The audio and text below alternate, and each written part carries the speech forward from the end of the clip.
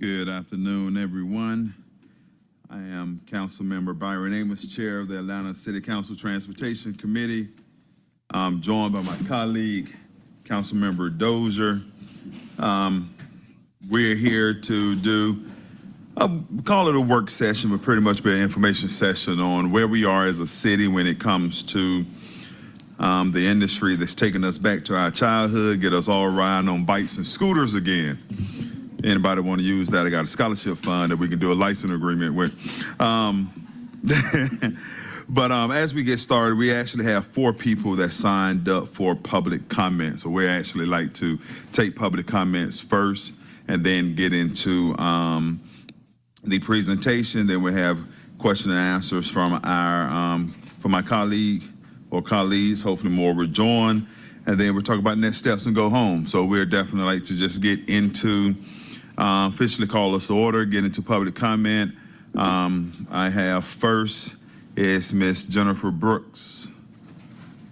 And we're gonna have the timer up, Mr. Overton, or you'll be the official timekeeper. Thank you. So I gather I get like 30 minutes?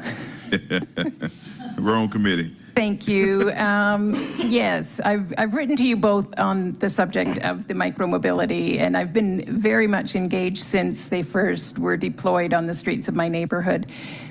I can't think of anybody, perhaps other than yourselves, who is more motivated than I am to make it into a successful program. So I welcome this opportunity to have a serious look at it, to look at the pros and cons of the existing system, and not to be duped by a lot of the technology that makes it look like everything's hunky-dory. So in the existing and from the get-go, it's been data collected by the vendors, analyzed by the vendors, and self-reported. So there's a lot of difference between what has been reported and what is going on in the streets. So let's not be naive, let's not be sort of jumping onto a bandwagon or thinking that this is the big answer to our mobility issues. So let's look at it reasonably, let's look at it and engage the public, which I really wondered how this meeting got announced, because I only saw it was just like a half of a sentence in AJC this morning. So I would like better efforts at engaging the public and really getting firsthand reports of what's going on. And if I live in a canyon that makes geofencing not possible, let's reconsider how they are deployed in the canyon where I live. And thank you for your good work. I am at your disposal. You know how to reach me. I am available at the drop of a hat, and I would really like to be part of this conversation. Thank you. Thank you. Celeste Brown.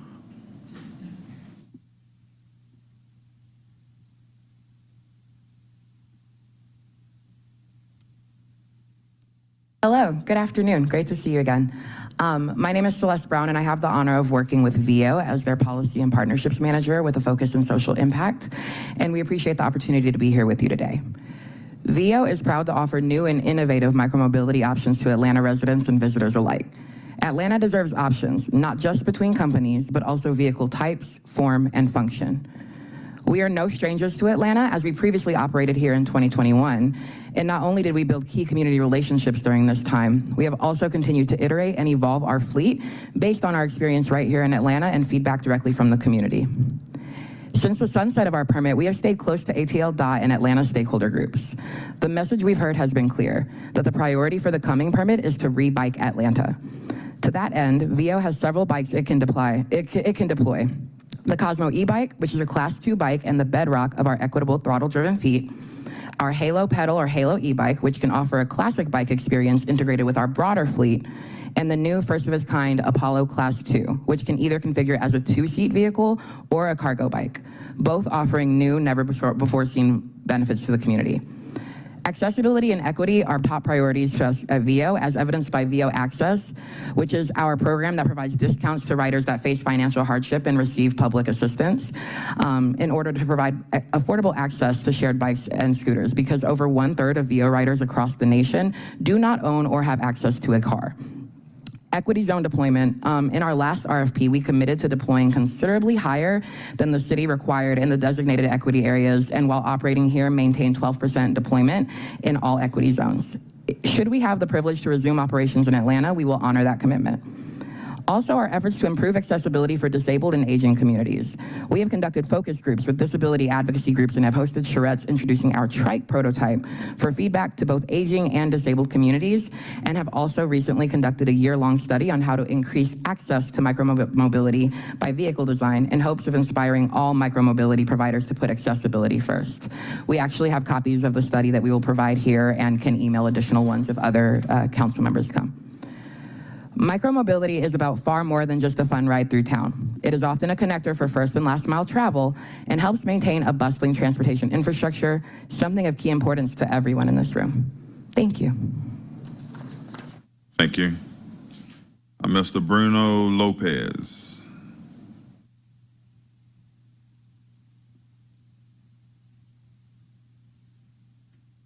Good afternoon, Chairman Amos and Councilmember Dozier. Thanks for putting this together and allowing us the opportunity to come and speak before you.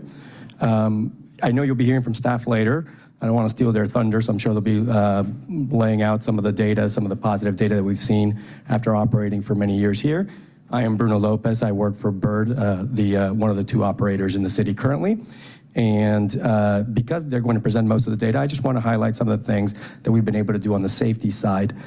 Most specifically, after the early onset of the program when it was launched, there was a couple, very unfortunate accidents that led to a couple fatalities, and that made us realize we had to revisit some of our policies, look at some of our technology side, and really reinvest on both those ends. So working hand in hand with your staff, we were able to identify some of the key pain points, implemented certain slow zones and no parking zones, limited deployment in certain areas.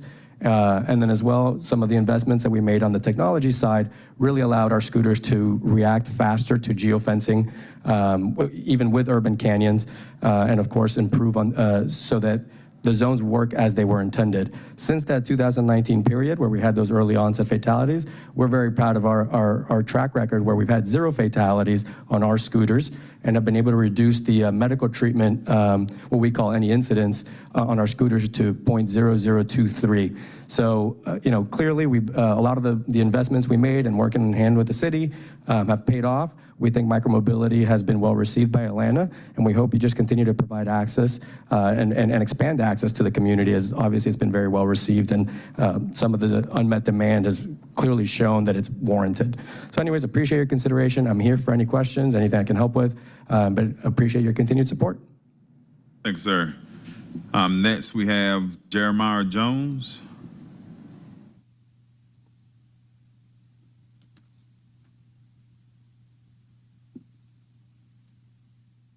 Good afternoon. I'm Jeremiah Jones with Propel ATL, and I'm here today just to advocate for the removal or further extension of the current curfew on shared micromobility devices in our city.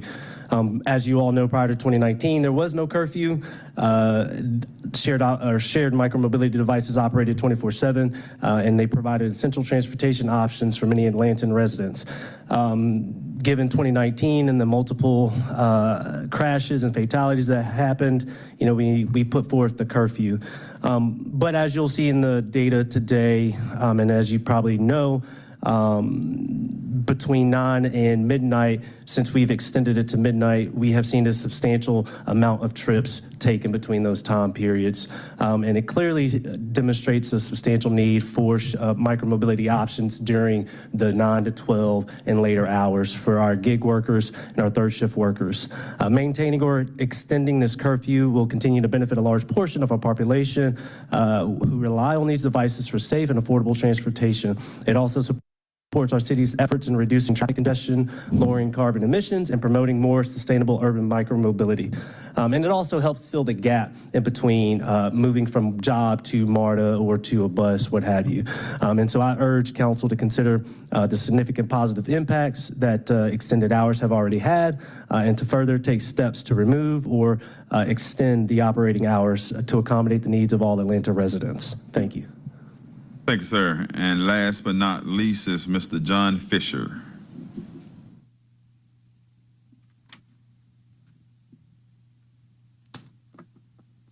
Hi, I'm John Fisher, here representing the Atlanta Downtown Neighborhood Association, and I would like to speak on behalf of the residents downtown. Our primary concern is not with the use of scooters or extended hours. We certainly support that. It's quite frankly the enforcement of the regulations. We have scooters riding on sidewalks, which are already narrow, and problems for folks with disabilities. It's summer season over at the Arts and Entertainment District. We have scooters riding on sidewalks at high speed when we have families with strollers. Often see young kids that can barely control the scooters riding them. So I think our frustration has been, I've sent plenty of photos and evidence into 311, but we just don't seem to be getting a response on the enforcement portion of this.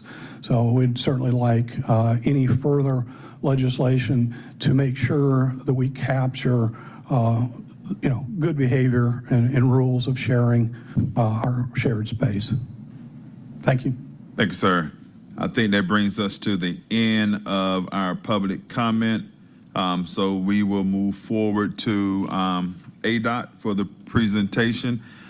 As they get ready, Ms. Brooks, just want to apologize. This conversation about this work session really started probably 3 weeks ago.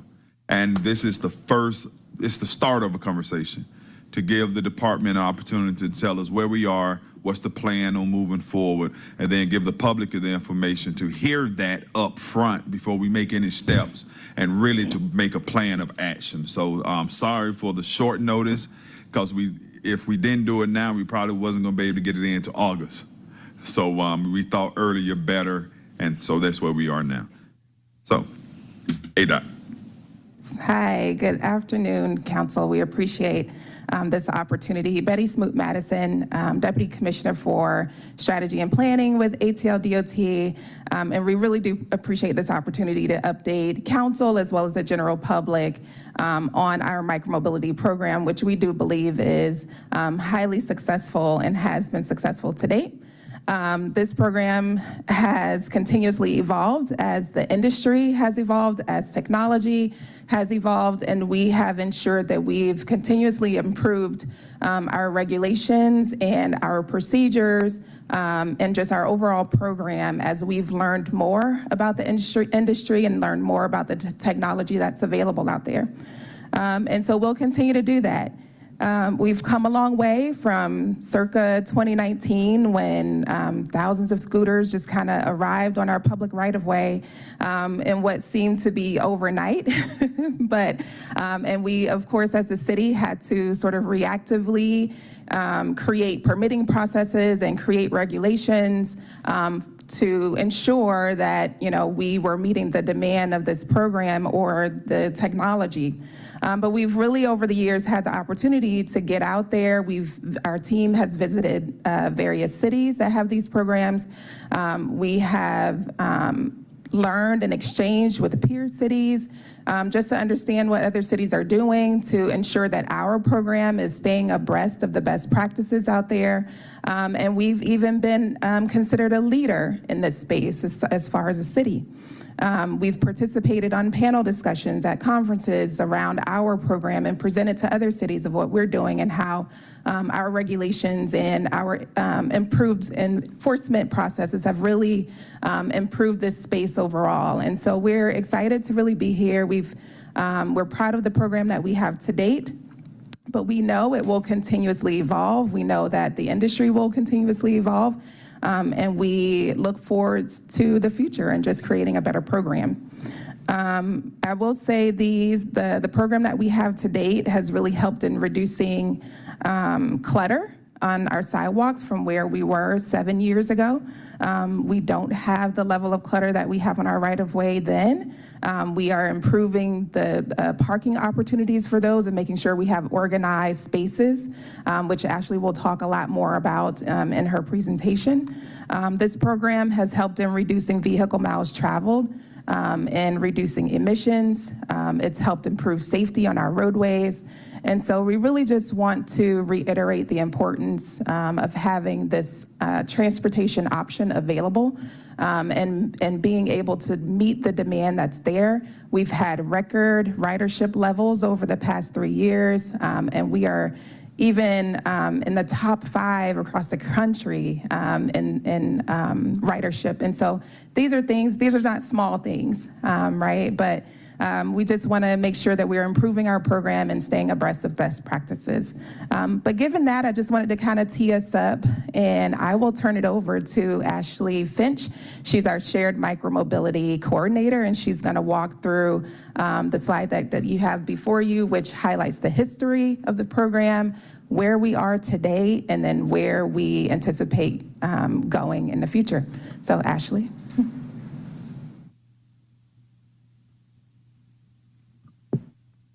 Hey, council members, I just want to thank you for having this work session today. I'm excited to share more information about the Shared Micromobility Program in Atlanta. As Betty stated, I'm Ashley Finch, the Shared Micromobility Coordinator at City of Atlanta Department of Transportation. And just a quick overview of what we're going to be talking about today. We're going to be talking about the background of the program, going through a timeline, sort of where we started, where we are now, and where we're going. A little bit about sort of our ridership milestones, the impact the program's having on the city, and then looking at next steps. So really talking through where do we see the future of the program going and what steps are we taking to achieve those goals.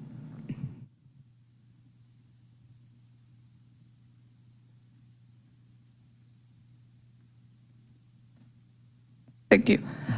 So we're going to start just with a definition. So what is shared micromobility? So when we talk about shared micromobility, we're talking about shared transportation, rental services, and devices that provide users with short-term access to small, often electric, vehicles for personal transport. Often these help with things like last mile connections to commercial districts, transit, getting people to where they need to go, commuting to work, and also for recreation.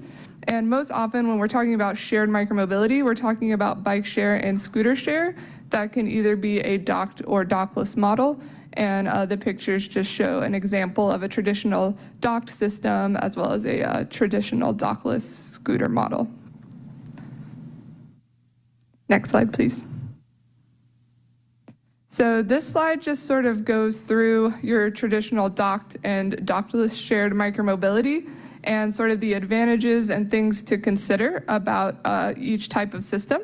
So with your more traditional docked bike share, because it is a station-based system, it's sometimes easier for users to predict where the devices are going to be because they know that those docks are going to be in the same place every day. It helps with that reliability and availability of devices as they're always rebalanced in the same place. And also it can help reduce theft or, any sort of taking of the devices from that docked location because they are locked into that dock. But some things that, to consider with a system like that, it's a little less flexible than your dockless model. It has a higher upfront cost because the stations cost money. It's additional infrastructure to install. It's a little more of upfront work to really establish all of that capital infrastructure. And then the dockless model has a lot of advantages in terms of they are easily put where you want them to go, as you don't have to worry about that docked infrastructure and them being within the dock. So you're a little more flexible in where you put them, and you can respond a little bit quicker to those requests for more availability, whereas if the public wants another dock, you both have to purchase that dock and install that dock, and there's a little more upfront time and maintenance with that. So I think there's great benefits to both systems, and they each offer something unique. Next slide, please. So a little bit of the timeline of shared micromobility in Atlanta. So Atlanta's shared micromobility journey really started in 2016 with Relay Bike Share, which was our docked bike share system.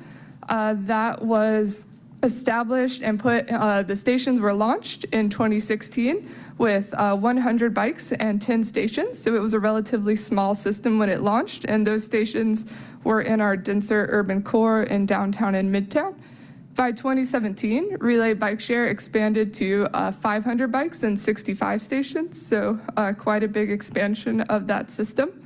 And then in May 2018, that was when the Dockless devices were first introduced into the city. These were not permitted and there were not permissions.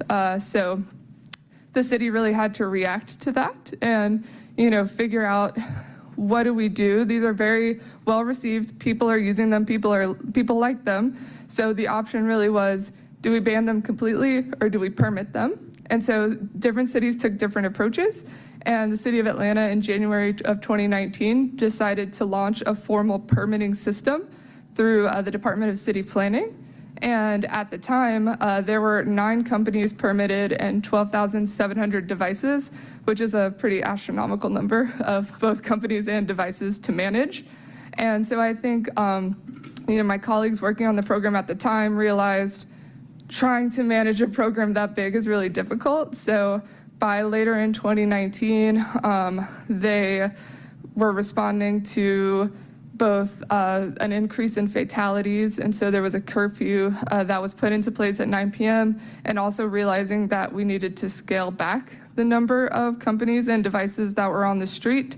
And so that was a pretty pivotal turning point in the program in terms of lowering the number of devices and putting in that 9 p.m. device curfew, which meant that the devices were not operable for users between 9 p.m. and 4 a.m., and that happened during Mayor Bottom's administration.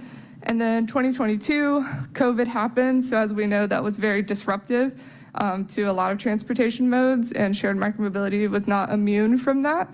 And so there was a pause in the program from about March until August, I believe. And then, once we realized it was safe to be outside, it was okay for people to ride them, the system was put back online. And then in 2021, we released some new annual permits that greatly reduced the number of operators and devices again to 3 operators and 2,000 devices per operator for a total of 6,000 on the street. In 2022, a shared micromobility coordinator was hired. That was me. And we extended the current annual permits for 2 additional years through City Council. In December 2022, Relay Bike Share and the City of Atlanta decided to mutually end the contract for our docked bike share system, and I'll talk a little bit more about that later. In 2023, we saw our highest post-COVID ridership to date of 2.1 million rides, and the curfew was extended via City Council resolution to 12 a.m., and I'll talk a little bit more about that in future slides. And where we are now in 2024, we are working on developing a new RFP and contract to replace the current permit model. And also we introduced a bike share RFI via procurement in late May. Next slide, please. So a little bit more just about the history of Relay Bike Share. It was a completely privately owned and operated system by CycleHop, and it was under contract after an RFP process in March 2015, and the NTP was in June 2016. And so that is when it was officially launched, was in 2016.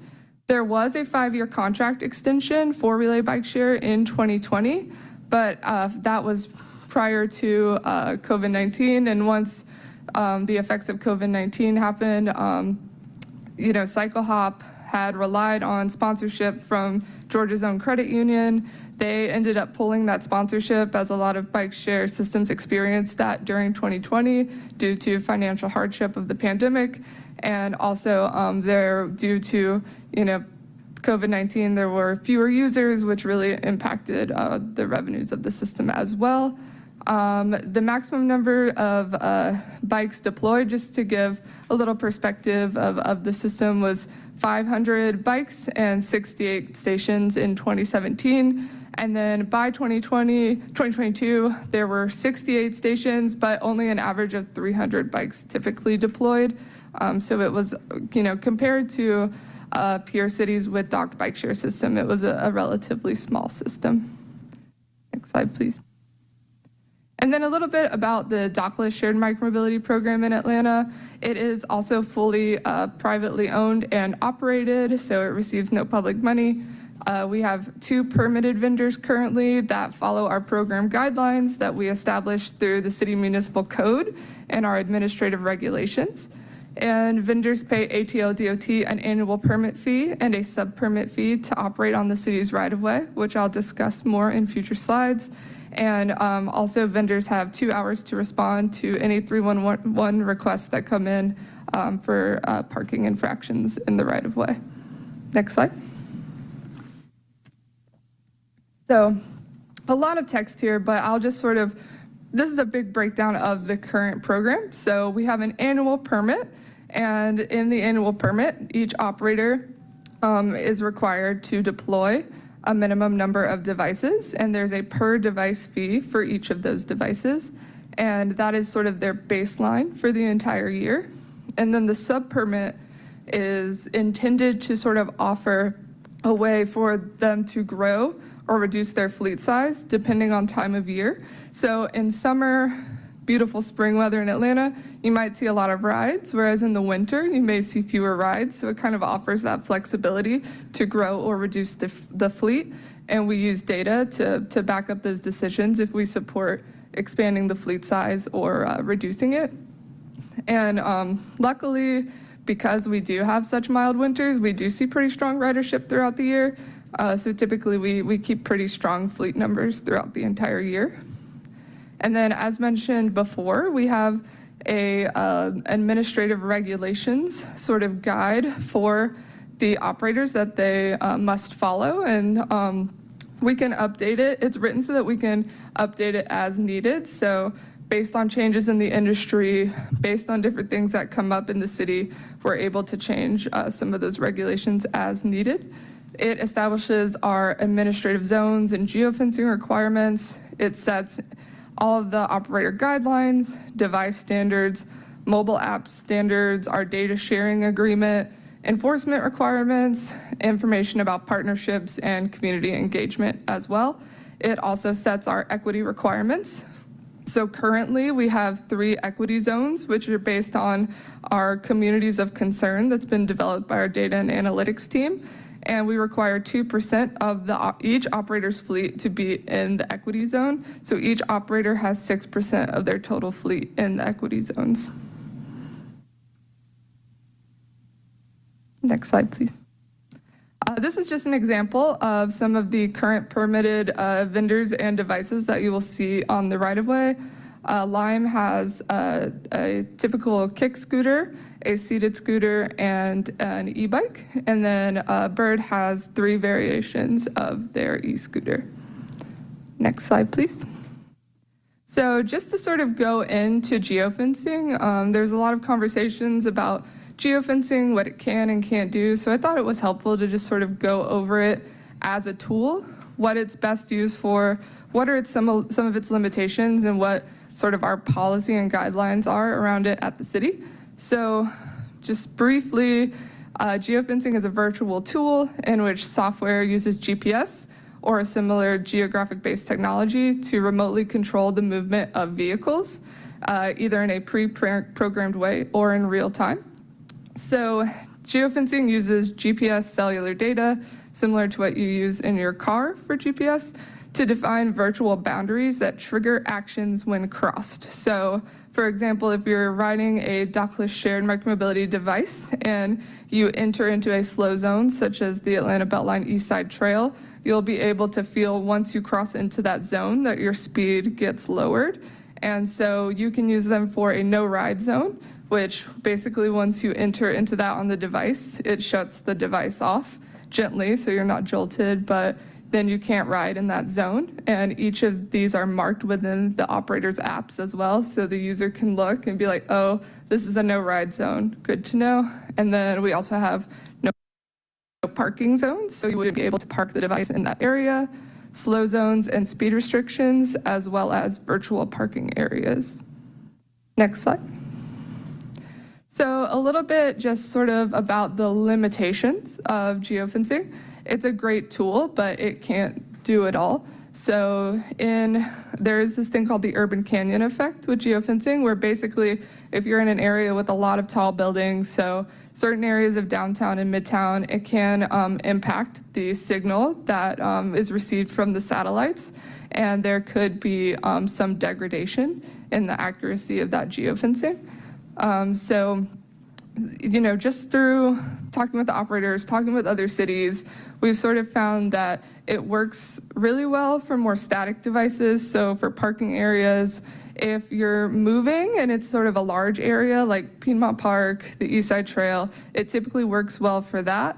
But if you were to try to geofence, say, a sidewalk, there is a lot of drift, so it would impact the devices often that are trying to ride in the street properly, doing the right thing. And so, it is great for certain things. We use it for large events, parades. I work closely with APD on doing a lot of geofencing for all of our major events, but there are certain limitations. So just something to keep in mind. And, the technology gets better all the time, and there are, definitely a lot of testing that we'll continue to do to see where it makes the most sense to use geofencing. But I just like to point out that it's not always the best solution to every problem. Sometimes, technology is great, but we also need to rely on engineering and education as well. Next slide, please. So just some of our current geofencing policies. The Atlanta Beltline East Side Trail is one of our highest ridership corridors. It is our highest ridership corridor. And so, everyone knows that corridor gets very busy with people riding shared devices, personal devices, and walking. So we have a 12-mile-per-hour speed restriction during peak times. There's also multiple no parking zones throughout the East Side Trail, and we're currently doing a parking evaluation just to improve parking issues that have been happening on the trail, so that's underway. We have other geofence deployment parking areas throughout the city, and we're also reevaluating those as well, just to make sure everything is working as well as it can. We have no ride zones established for large events at the request of APD and other partners. And right now, we do not allow private property owners to utilize geofencing, just because, like I said, often geofencing can drift and it can impact other riders that are doing the right thing. And often it can, if it's anywhere near an intersection, that can become very dangerous. So we, evaluate every request that comes in, and sometimes slow zones are the best option or a no parking area. So we just try to work with the property owner as much as possible. And certain areas of the city that have privately owned roads, so Georgia World Congress Center, Atlantic Station, the Emory campus, they all have their own relationships with the operators. Some allow the devices, some don't. So if you're in those areas and it seems different than City of Atlanta, that is why. Next slide, please. All right, this is some of the fun stuff. So really proud of our ridership data over the past few years. These are our annual trips from 2020 to 2023. Again, 2020 with COVID-19 is lower because there were many months that the program wasn't in operation. But as you can see in sort of that post-COVID recovery time in 2021 and 2022, we were pretty stable with ridership. And then we saw a pretty significant increase from 2022 to 2023 from 1.6 million rides to 2.1 million rides. So we were really excited to see that ridership growth. And if you go to the next slide, please. This is sort of a breakdown of 2023, just a little more granular. So again, 2.1 million trips total. Then we looked at what the median trips per day were, so around 5,500 per day. We saw in miles traveled for the year, 2.4 million miles traveled on the devices throughout the city. Median trip distance was 0.8 miles, so typically those shorter last mile trips are what we see most frequently. The time between 5 p.m. and 6 p.m. is when we saw the most rides, just average over the across the year. Our highest ridership month was September, and for our e-bike rides, we saw 125,700 trips. Next slide, please.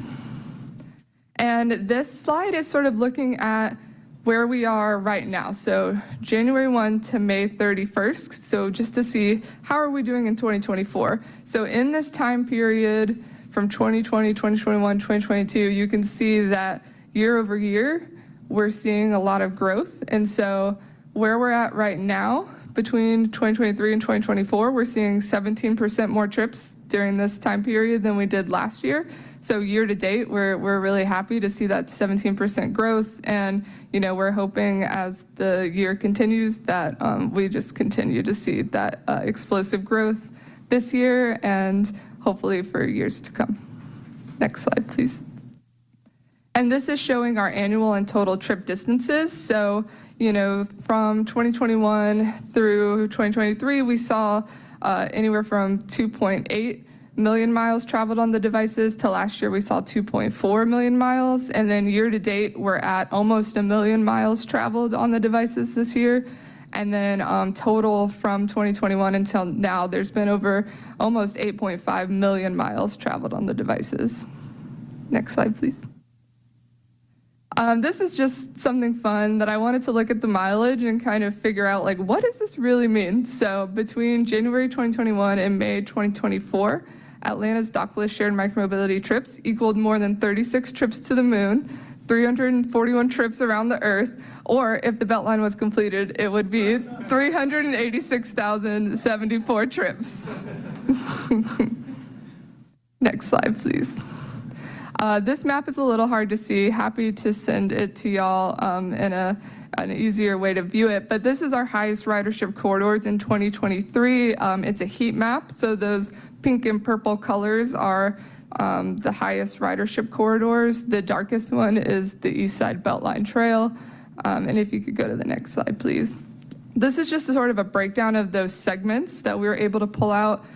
We get this data from a data management platform that we use called Ride Report, and so we're able to go in and see all of this ridership data and corridor-based data. So as you can see, the Atlanta Beltline East Side Trail is our highest ridership segment, and a lot of these other streets and corridors are located near that. So it's also trips where people are going to the East Side Beltline Trail. Also, Midtown sees a lot of trips. We see a lot of trips in the Georgia Tech area. We know they're very popular with students to get around campus. And then Centennial Olympic Park area, a lot of our great attractions in that area. We also see a lot of ridership around those as well. Next slide, please. Equity zones. So we, as I mentioned earlier, we have 3 equity zones that you can see in this map. And they are created to ensure that devices are distributed to geographic areas determined to include higher concentrations of communities subject to both equity and environmental justice issues. Operators are required to deploy a minimum of 2% of their fleet into each equity zone per day. And this is a breakdown of trips looking from January 2022 through May 2024 of the number of trips in each equity zone and the percent of the total trips. So equity zone 1 saw 5% of total trips, equity zone 2, 2%, and equity zone 3 saw 1%.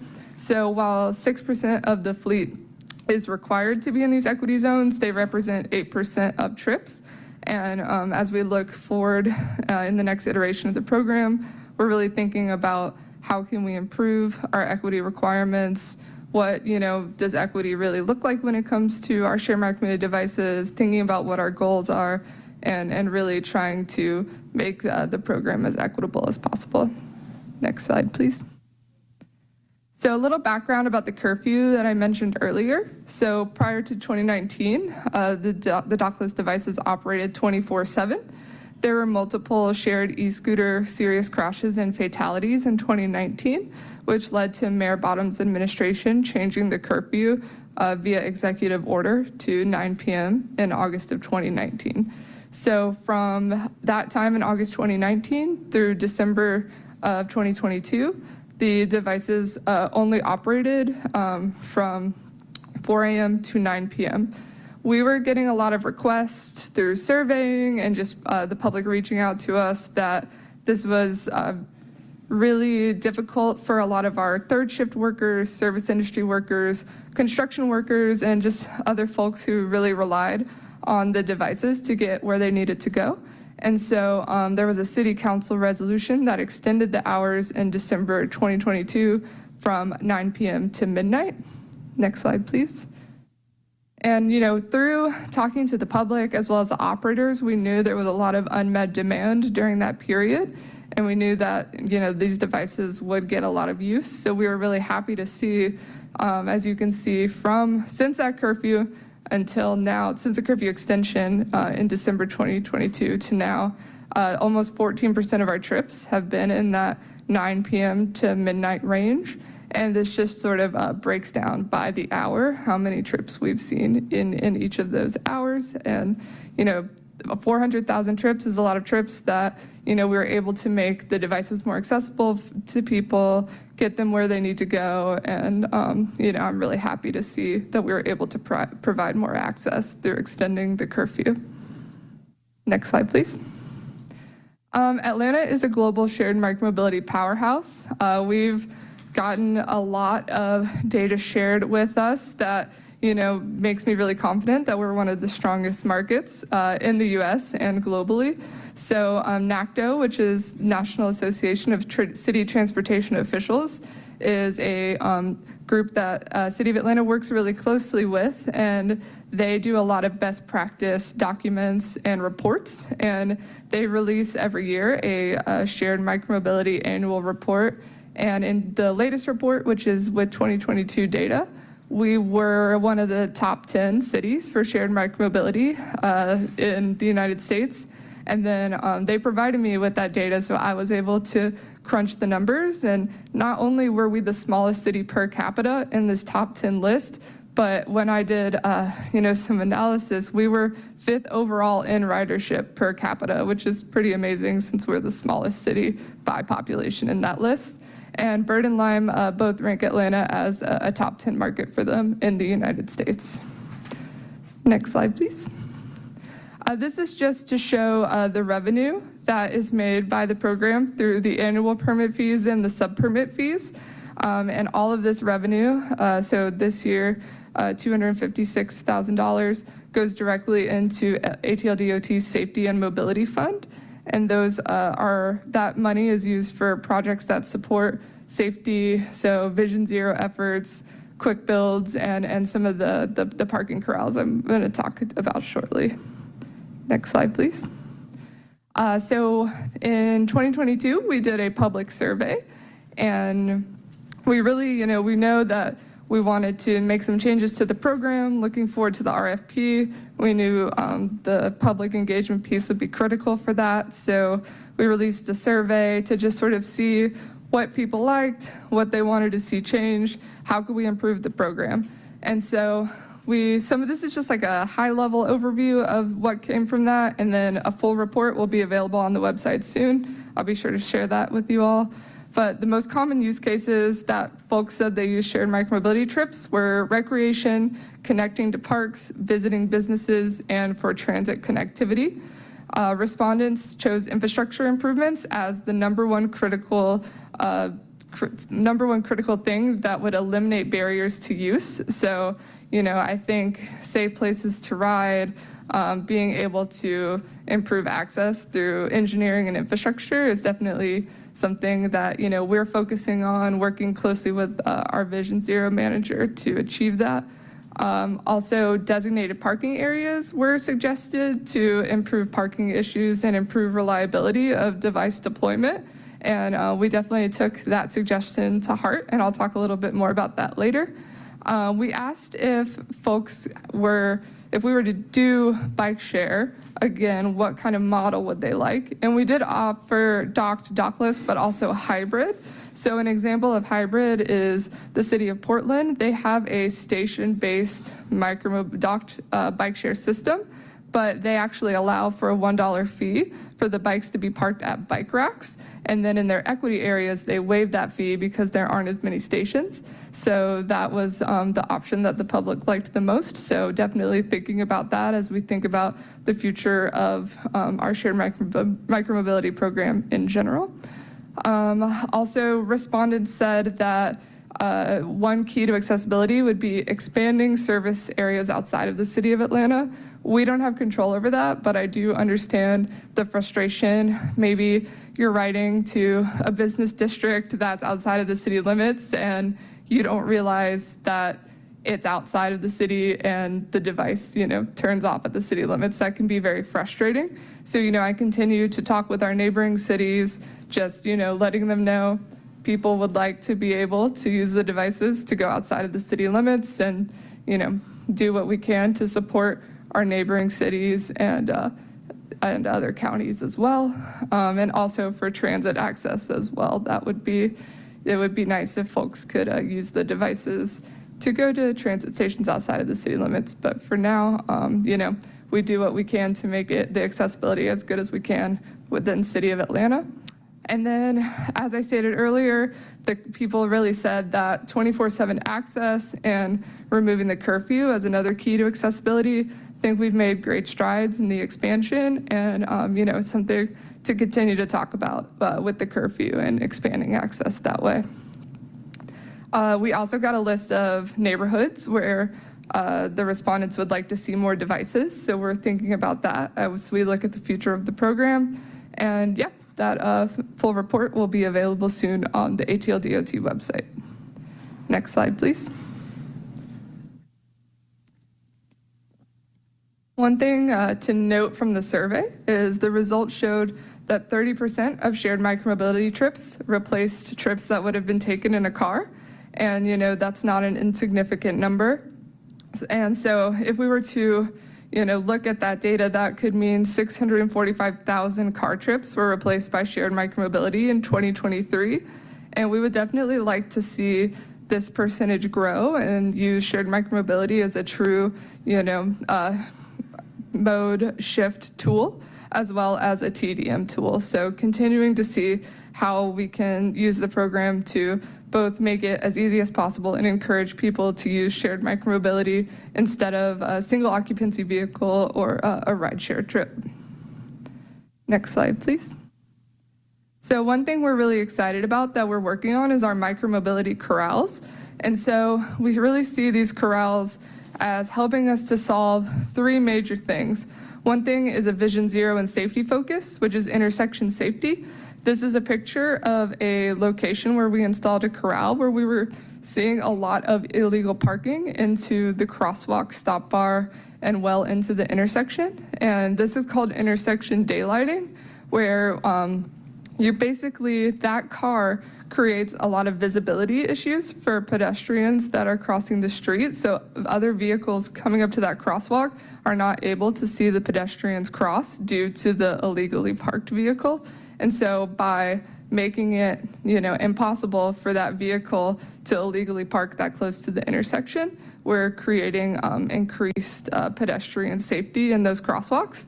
And the other benefits are we can use those micromobility corral and daylighted areas for shared micromobility parking, as well as personal bike parking. So we're really looking for areas where we're getting a lot of requests for more dedicated shared micromobility parking off of the sidewalk, as well as areas that need more personal bike parking available. Next slide. So we really wanted this to be a data-driven approach when we determined the locations. So we have an app called Rack and Ride that was built by ATL DOT's data analytics team. And the app allows users to go and either request a location for a bike rack or a corral, and also let us know where bike parking currently exists. So we have a great sort of encompassing map of where people want to see more bike parking, where it exists, and also helps us see where some of those gaps are. So we're using this data as we determine locations. We looked at our Vision Zero community input map. That was part of the Vision Zero action plan process. And this shows us where we may have some dangerous intersections that could benefit from daylighting. And so that's been a great tool. Next slide. We also used data from our survey because one of the questions was, where would you like to see more micromobility corrals? So that's been very valuable. And then, as I said, we have a third-party data management software that we use for shared micromobility data called Ride Report. And so with that data and talking to the operators, we're able to determine some locations where we could use additional shared micromobility parking that either is off of the sidewalk or is in a furniture zone. Next slide, please. This is an example of two of the corrals that have been installed. Two of them are on Georgia Avenue in Summerhill, and that was an area where we were seeing a lot of that illegal parking near the crosswalk. So both of these are examples of intersection daylighting, and so far, we're really excited about continuing to expand our corrals. There's 5 right now, 2 in Summerhill, this one in Old Fourth Ward at Edgewood Avenue and Howell Street in front of Staple House, 1 in Castleberry Hill, and then 1 in Little Five Points. And we have a running list, and we're continuing to install these in batches using our in-house team as well as in-house design. And a little spoiler for everyone, but we have an exciting announcement soon about a grant opportunity. I can't speak about it yet, but look out for more information on that later this month. Next slide, please. So looking forward, what do we see as sort of the future of the program in the next iteration? We currently have legislation with City Council to extend the current permit program for 1 more year. We believe within this year, we will be able to have our RFP complete and going through the procurement process. We're just working on making some final decisions right now about fee types we would like to use, really developing that equity program, and also looking at more parking and deployment areas throughout the city to make that more equitable. And we're really trying to, work with some of our partners in the Office of Sustainability. They've been, we've been having a lot of conversations about, this being a mode shift tool and working with them, and also talking with other partners about that equity piece as well. And also, as we all know, the World Cup is coming up, so we want to make sure that the program is ready for that event and will be, a great ingrained in that effort to really support that event and to help people get around the city safely and outside of a car. We're working with legal and procurement already on this RFP. We've had some meetings with them, so they know that it's coming, and we're working to get that scope of work ready as soon as possible. And we're also working with the legal team on a draft of the code language, because right now the code mentions the permit and the current permit structure. So just updating that to reflect a future contract model. Next slide, please. So some of our goals that we want with this micromobility RFP, and why we think it is time to go to more of that RFP contract model from the current permit model, is it reflects a lot of industry best practices. A lot of our peer cities are making this switch, and what we kind of see this as and what they see it as is it's sort of your shift from this was a pilot program to more of this is a permanent program within the city. And so, we believe that a longer term relationship with our vendors. So we're looking at a 3-year contract with 2 optional renewal years. So it could end up being a 5-year relationship with 1 or 2 vendors. And so, that really strengthens the relationship between the vendor and that vendor's investment in the city when they know that it could be up to a 5-year partnership. We also want to update our fee structure to reflect best practices and the use of our right-of-way. So really working with our revenue team to look at that and really understand what will work best for City of Atlanta. And then just having a little bit more control over those fees, parking areas, our equity program, and really build that into our contract. And we're looking at a lot of our peer cities and what they've been doing and what's been working well for them. And we're lucky to have a lot of other great programs out there to learn from. And, through NACDO and other groups, we all get together very regularly to talk about things. So it's been really great to learn from them.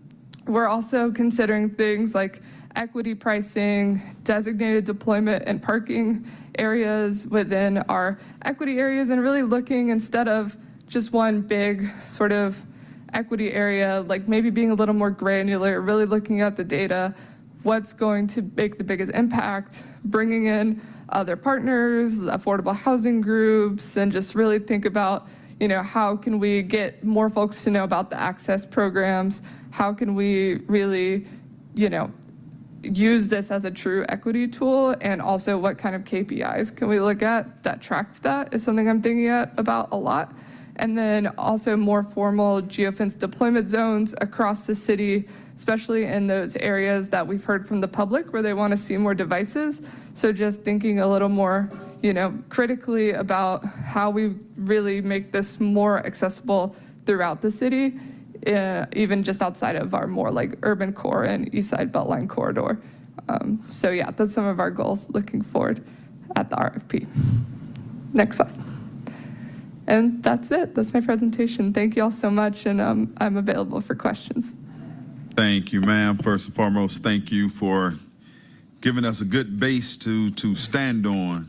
I definitely know my colleague was jotting some questions down. Before we do that, Mr. Overton, I don't know if we have this page that has the QR code of the Rack and Ride app. If we can just put that over there for people who may want to scan it and download it, we can get that started. But Councilmember Dozier. Thank you, Mr. Chair, and thank you, Ashley, to the rest of the ATL DOT team. That was a marathon of a presentation. Yes, and lots of information.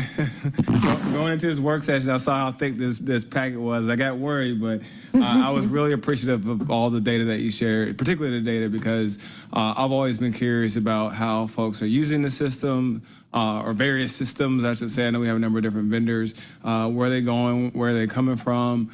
And so one of the things that really sticks out to me is with the spatial data and where visually on the map you can see the corridors that people are riding more frequently than others.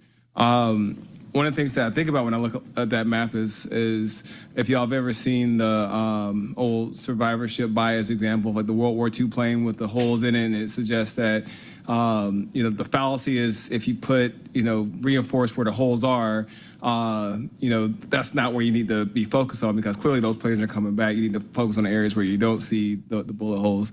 Sorry, it's a very random example, but I think it applies here, because when I see where people are actually utilizing these scooters or these e-bikes or other vehicles, to me, where they're not suggests maybe there's some safety challenges, maybe there's some infrastructure challenges, and so it's the department looking at kind of those gaps and where there's some opportunities to rectify those corridors in a way to make riders feel safer. I guess the bigger question is, how are y'all using that spatial data for the work y'all are doing as part of Cycle Atlanta 2.0 or other implementation strategies to ensure that we have more safer corridors across the city? Yeah, so it plays a big part in it, and we're working closely with the engineering team. I provide this data for them when they're looking at different corridors. Whenever we do have a crash or a fatality, we look to see what the infrastructure looked like in that area.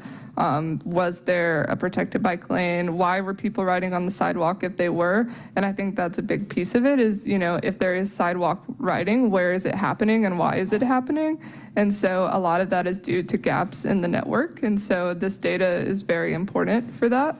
And, I think it very clearly shows in that map the places where we're seeing the most rides are places where we have protected infrastructure, the East Side Trail completely separated from cars. So, the data definitely reflects that people are riding where they feel safe, and they even said that in the survey as well. And, as stated, folks said the number one barrier was the infrastructure and not feeling safe. So it's something that we, are constantly looking into. It's helping us identify those gaps, and especially, looking forward and wanting the devices to be, available in more neighborhoods. That is something that we're thinking about, because, if there aren't safe places to ride, are people going to ride them? Can you expect that? So definitely continuing to look at that network piece and how we can continue to build it out and make sure those pieces are connected. Thank you for that. And the other side of that I think about as well are some of the other initiatives that the department is leading on, like Light Up the Night. And I know the reason why we had the curfew in the first place was because of concerns about safety when it comes to riding at night. And I wonder if that spatial analysis is also informing decisions about where our partnership with Georgia Power is leading to newer lighting installations to ensure that riders could feel safer, particularly at nighttime. Do you know that sort of cross intra-departmental collaboration has been happening, or? Yes, we are.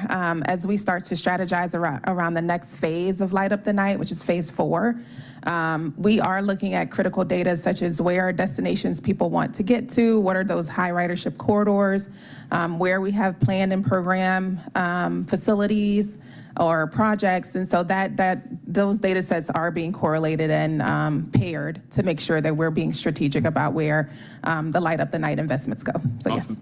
Thank you. And then I had a question about the survey data that you shared. Is that survey the only survey that's been done, like from the city's standpoint, or do you know if the providers themselves are also surveying their riders? Because what I'm really interested in is, who is a typical scooter rider or e-bike rider? Like for me, and no offense to the scooter providers in the room, I'm never getting on a scooter. I'm risk averse, but I'll ride an e-bike all day. I've even rented scooters that don't have the pedals, but you sit down on. Just intuitively for me, it feels safer. And I imagine, if you're older or differently able, you might have those same sort of considerations when you think about what sort of device that you're looking at riding. And so I'm curious if that has come out in the data as well in terms of, who is utilizing the system from a demographic standpoint. I know there's been some analysis around these equity zones, and I wonder, when I look at equity zone 2, most of that's my district, and so I'm trying to think through what can we do to make that 2%, 5%, or one day 10%, and I imagine that survey data might tell a story, even if, and maybe the other piece of that is not so much who is using the system, where I imagine a lot of that data is coming from, but who's not using the system and what can we do to bridge that gap. And so I guess, the question within the question is are y'all looking at demographic data and analysis, age, race, gender, all those sorts of things to figure out how can we invest in certain areas to increase ridership across all these various different platforms so that we have really accomplishing the equity goals that we set out when we set these zones up in the first place? Yes. So there was one survey done prior to me joining the city through, I believe it was still city planning at the time. And I can look back to see if that one had some demographic data. The operators do put out surveys and they share that with me.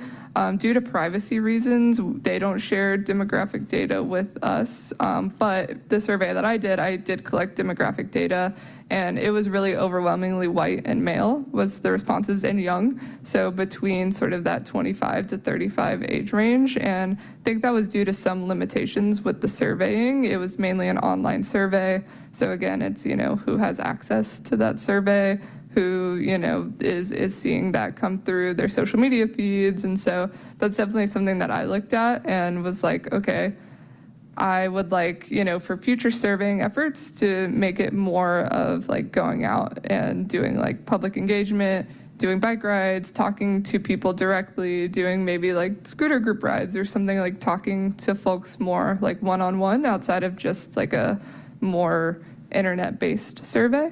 But yeah, you raise a great point that a lot of cities are thinking about is how do we, sort of focus on like what does equity mean with these systems? So often, the rides can be expensive if you're not in the access program, or if you're sort of in that gray area between qualifying for that because you're already receiving government assistance, or, maybe you're in that sort of middle-class gray area, where a lot of us lie. So it's like, how do you focus on affordability, does there need to be some kind of public investment to make things more accessible and affordable? So just, always thinking about those kind of things, especially looking towards the future of the program.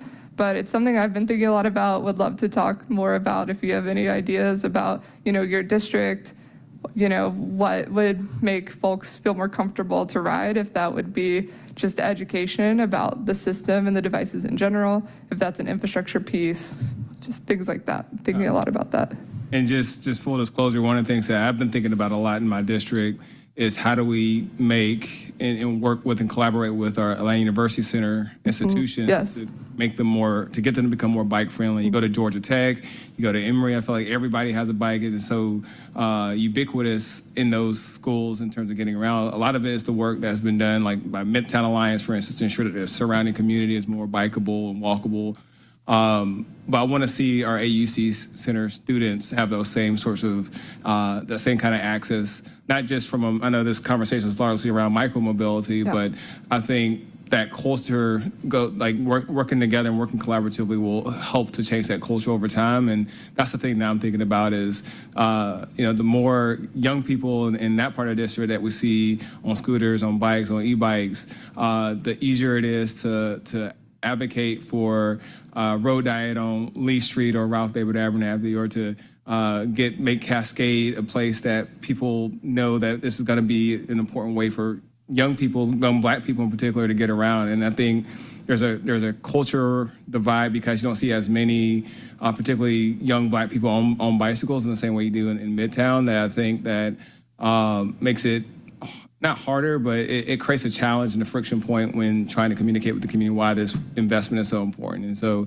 I think these sorts of efforts go a long way in working to change the broader culture. And so I appreciate y'all being thoughtful about that.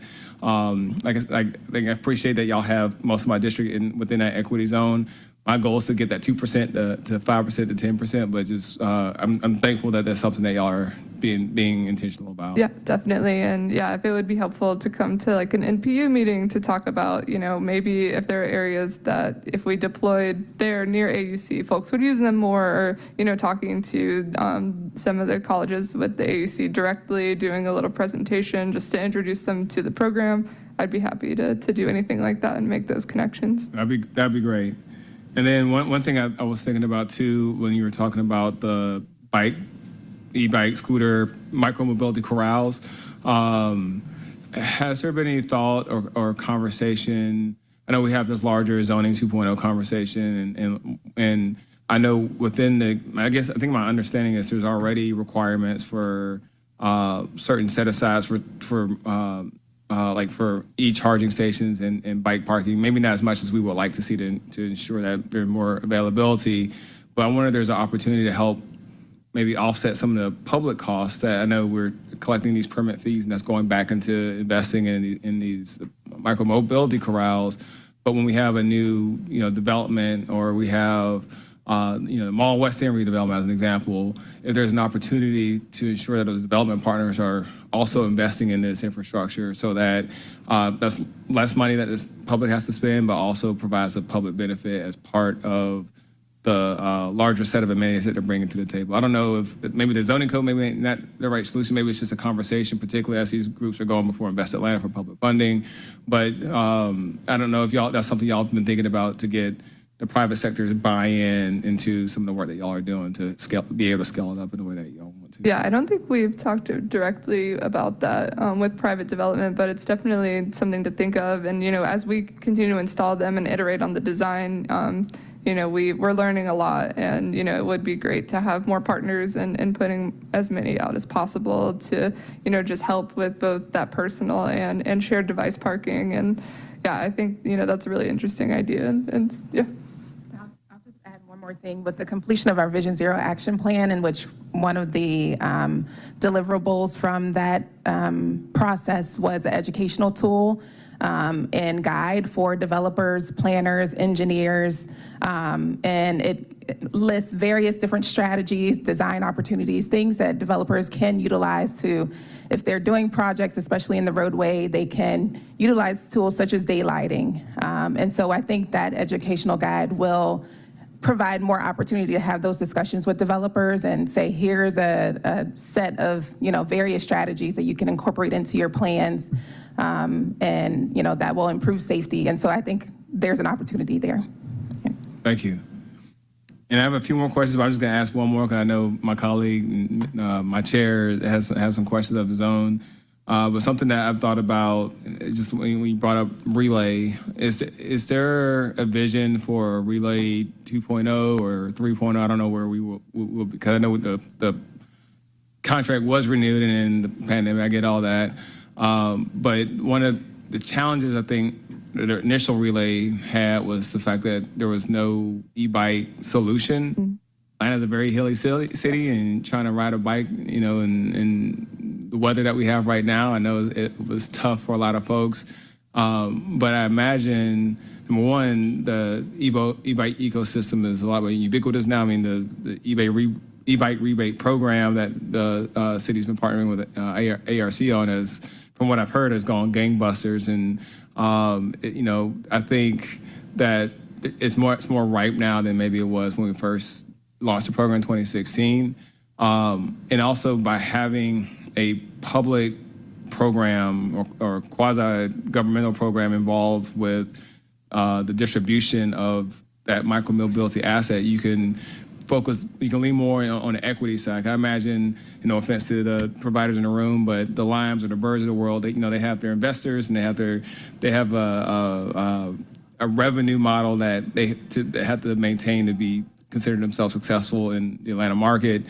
A city-run or managed or led program doesn't have those sorts of constraints, so you can get more bike infrastructure, off of Cascade or off of Campbellton Road or other places that, would typically be considered an equity challenge in terms of access. And so I'm curious if we're leaning into that direction, because, I think now's a good time to do it. Yes, so we're thinking a lot about that. So we have an active RFI in procurement right now for bike share, and we left it sort of open-ended in the way that we asked for information, because we're kind of identifying what some different models that could work here could be for bike share. One of them is a publicly run model where we would own the capital assets, so the bikes and the stations. That has a high upfront cost. So, I've been in conversations with ARC about potential grant funding that could go towards something like that. But what we really needed was to really understand what those costs would look like and, what the cost would be of multiple models. So, if we were to do some public investment, but we didn't own the capital assets, how much would that cost? If we were to own all the assets, how much are we looking at for both that upfront costs and then, long-term, what would those costs look like per year? So definitely thinking about that, trying to be as informed as possible. So talking with a lot of other cities right now about their bike share, different models, and really looking forward to seeing what comes of that RFI to really understand what those costs could look like. Because I agree, with the changes in technology, I think it's a really great time to be looking at bike share and, something that is, really ingrained within, the city, maybe having a local sponsor from one of our great, local Atlanta companies or something like that. So it's definitely something that we're looking into a lot as the CTP comes, as we start working on that in the fall. That's something that I want to include, thinking more about that in that planning process as well. So definitely thinking about it, especially with World Cup coming up and everything, is just truly how do we create more mode shift? How do we make shared micromobility as accessible as possible in the city of Atlanta? And I think that can be done with a lot of different programs, whether that's Dockless hybrid. I think, having more options is always beneficial for the public. Thank you. Well, the hamster wheel is still turning, but I'm going to shut up to give my colleague an opportunity to ask his questions. But thank you so much for your responses. Go ahead and finish if you got more, because I got 2 comments and we going home. I'm a yield. Okay. Just a couple of things. I'm glad we was able to get this out front, especially I'm glad to hear about the RFI before we move into the RFP. Just a couple of things to suggest. As we engage companies, and as we know, the world is coming. World is already here, so more of the world is coming. Are we looking at providers that could probably do different languages as well? We don't want that to be a barrier to our guests. Yeah, that's a great point. And yes, we will definitely make sure, with already wanting it to be as accessible as possible, but also looking towards, events where we'll have a lot of different folks coming. We want to make sure that the systems are as clear and accessible as possible. So yes, definitely considering all of those factors and making sure, I see, as we continue to plan for this, but shared micromobility can play a really big part in the World Cup and other big events. So yeah, I think just that clarity and making things, as easy as understand for visitors as possible is top of mind for me. And then the other piece is definitely out of our reach right now, but as we begin to build FY26, it's a little concerning to me the way we talk about we may only do 1 or 2 operators due to staffing, especially when there's a wide variety of different vehicles that could be used. If we end up with 2 operators and one may not offer the same wide variety as the other, we may end up shorting ourselves and our customers. So if we're only taking 1 or 2 operators because of current staffing, that's something we definitely need to look at our end to make sure we can bring on as many operators that the city of Atlanta needs to provide the services that we need. So that's far beyond our capacity now, but it's something for the budget makers to be throwing around as we move forward. Yeah, I'll definitely say from my colleagues previously in this role, 9 was way too many and it was very hard to manage. And even when I came on and there were 3, it's still a lot to manage 3 companies and, make sure that, you're giving your due diligence to make sure everything is running as smoothly as possible. But yeah, so 2 has kind of felt like the sweet spot, but I appreciate your comment. But you're definitely the expert. You're the one doing the work, so yeah, definitely 9, and I'm not even in there. I know 9 is too much. But I definitely want, like you say, put the best product on the street for the citizens. With that being said, I am done. You already laid, well, the next steps for this process is when the RFP go public, we can just slide that into the standard transportation committee, because at that point it's public. I think that'll be the announcement. And then I think we have to go dark until it is announced. Yep. And I think that'll be the next step, is going public, it's completed, and then the conversations and the fun really begin, because we know who we have to talk to. We have our vendors on the street and the products being used. So my agenda say adjournment after that. All heart, minds clear. And then for the general public, always ADOT is a good follow-up. Any member of the Transportation Committee or myself is a good follow-up as well, just to see where we're going and what we're doing. So thank you, everyone, for showing up, being a part, and everyone be safe. Thank you.